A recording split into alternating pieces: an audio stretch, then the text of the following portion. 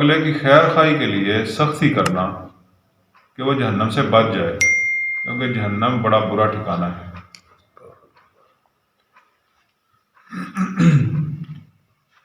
تو یہ جہاد والا معاملہ جو ہے، یہ ہر اس یعنی اس کا جو لغوی معنی ہے، اس کا معنی ہے کوشش کرنا، بہت زیادہ کوشش کرنا۔ کہیں یہ قتال کے معنوں میں بھی آتا ہے، لڑائی کے معنوں میں بھی۔ تو اس کا جو مفہوم بنتا ہے وہ یہ کہ ہماری منزل کے سامنے، ہمارے راستے پر جو بھی کوئی رکاوٹ ہے اس کو ہٹانا اور پوری کوشش کرنا، اس کا نام جہاد ہے۔ نبی صلی اللہ علیہ وسلم جب صلح حدیبیہ ہوئی تو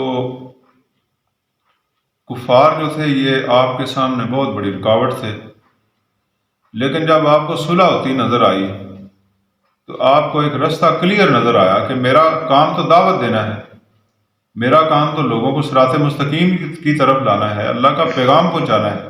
اب راستہ کلیئر ہے، اب مجھے لڑائی کرنے کی کیا ضرورت ہے؟ 10 سال کا صلح کا معاہدہ ہو گیا۔ آپ نے فرمایا کہ 10 سال ہم دھڑا دھڑ دعوت کا کام کریں گے، ہمارے لیے راستے کھلے۔ تو یہ جہاد جو ہوتا ہے، ہر اس رکاوٹ کو دور کرنا جو آپ کے راستے کے اندر آپ کی منزل تک پہنچنے کے لیے جو رکاوٹ ہے، اس رکاوٹ کو دور کرنا، اس کا نام جہاد ہے۔ کہیں یہ جہاد اچھا دین کی طرف، دین پر عمل کرنے کے لیے کون کون سی رکاوٹیں ہوتی ہیں؟ دین پر عمل پیرا ہونے کے لیے کون کون سی رکاوٹیں ہو سکتی ہیں؟ سب سے پہلی رکاوٹ ہوتا ہے بندے کا اپنا نفس۔ کیوں جی؟ جہاد بھی نفس ہوتا ہے نا، لفظ سنا ہے آپ نے، اپنے ساتھ جہاد، یعنی جب اپنا من نہ مانتا ہو، اپنا دل نہ چاہتا ہو، تو پھر اس کو روندنا، اس کی طبیعت کو کے خلاف جو ہے نا اپنے آپ کو چلانا، تاکہ یہ مسخ ہو، یہ کمزور ہو جائے۔ جب آپ اپنے نفس کی ماننا شروع ہو جائیں گے، یہ مضبوط ہوتا چلا جائے گا، پھر آپ کے لیے دین پر عمل کرنا مشکل ہو جائے گا۔ جب اپنی من مانی کریں گے، من مانی کی عادی ہو جائیں گے، تو پھر وہ خیر کا معاملہ جو ہے وہ دب جائے گا۔ اس کے بعد شیطان بہت بڑی رکاوٹ ہے۔ تو یہ عبادات جو ہیں، اللہ نے جو تسبیحات اضافی بندے پر یعنی نبی صلی اللہ علیہ وسلم نے رہنمائی فرمائی، یہ تسبیحات جو ہیں یہ شیطان کے سامنے بہت بڑی رکاوٹ ہے۔ یعنی بندہ جب اپنے نفس کو رونتا ہے تو اس کا تزکیہ کرتا ہے، اس کے بعد پھر شیطان بڑی رکاوٹ ہے۔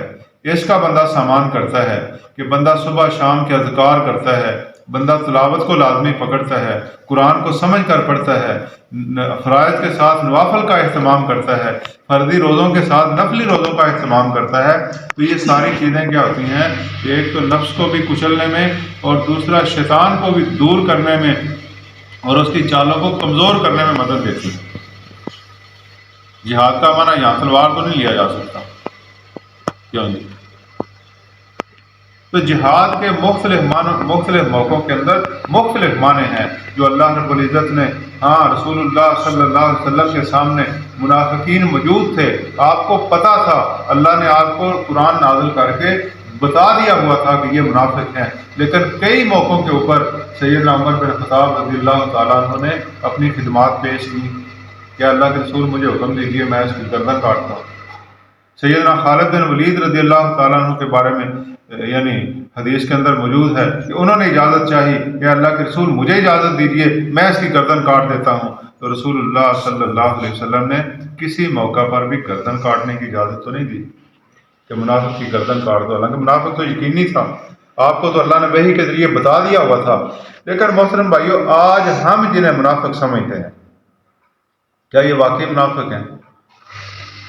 ہمارے پاس اس کا کیا ثبوت ہے؟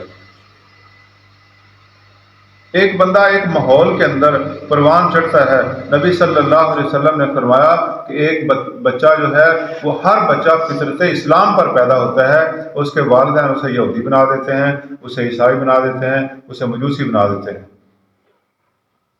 اس کا ماحول اسے رستے سے اتار دیتا ہے۔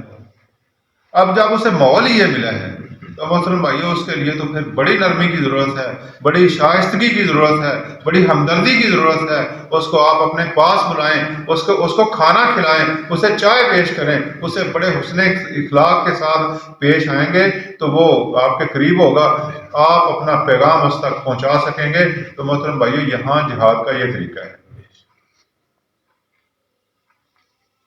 کیونکہ سختی کا حکم رسول اللہ صلی اللہ علیہ وسلم کو ملا، آپ حکمران تھے۔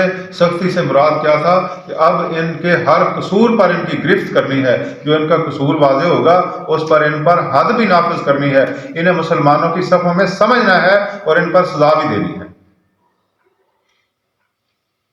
یعنی اگر مسلمان انہیں سمجھا جائے گا، کیونکہ یہ ظاہری طور پر تو کلمہ پڑھتے تھے، یعنی وہ ساری حدود ان پر بھی لاگو ہوں گی جو ایک مسلمان پر ہوتی ہیں۔